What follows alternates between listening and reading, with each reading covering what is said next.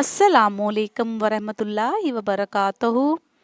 एक शख्स ने एक खूबसूरत लड़की से शादी कर ली, मगर एक दिन उस लड़की को जिल्द की बीमारी लग गई और उसकी खूबसूरती दिन ब दिन कम होती जा रही थी। एक दिन उसका शौहर किसी सफ़र पर निकला तो वापस आते हुए उसे हादसा पेश आ गया। एक शख्स की शादी एक खूबसूरत लड़की से हुई। वो इससे बहुत मोहब्बत करता था, मगर एक दिन उस लड़की को जिल्द की कोई बीमारी लग गई, जिससे उसकी खूबसूरती रोज़ बरोज़ घटती जा रही थी।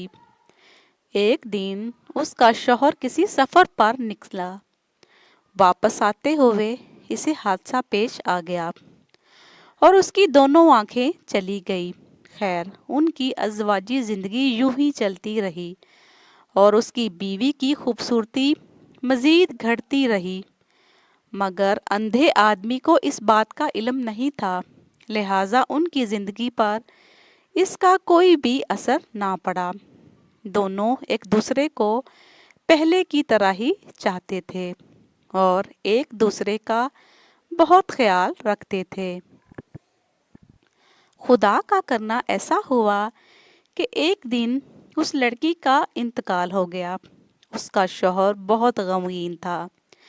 उसने अपना सब कुछ फरोख्त कर डाला और इस शहर को छोड़कर किसी दूसरे शहर जाने लगा। तो जाते हुए एक शख्स ने पीछे से आवाज़ दी और कहने लगा, अकेले कैसे जाओगे? अब तक तो आपकी बीवी आपकी मदद करती रही, आपका ख्याल रखती रही और आपकी आंखें बंद रही। अंधे आदमी ने जवाबन कहा, मैं अंधा नहीं था, मगर इसे ऐसा दिखा रहा था जैसा कि मैं अंधा हूँ, क्योंकि अगर उसे ये पता होता कि मैं उसकी बदसूरती देख सकता हूँ तो ये एहसास उसे उसकी बीमारी से ज़्यादा तकलीफ़ देता। इसीलिए मैंने अंधा रहना ही मुनासिब समझा। वो बहुत अच्छी बीवी थी, मैं बस इसे खुश रखना चाह रहा था। अब अगर लड़की नहीं रहना चाहती या मर्द इसे रखना नहीं चाहता तो दोनों सूरतों में ही तलाक ज़रूरी है।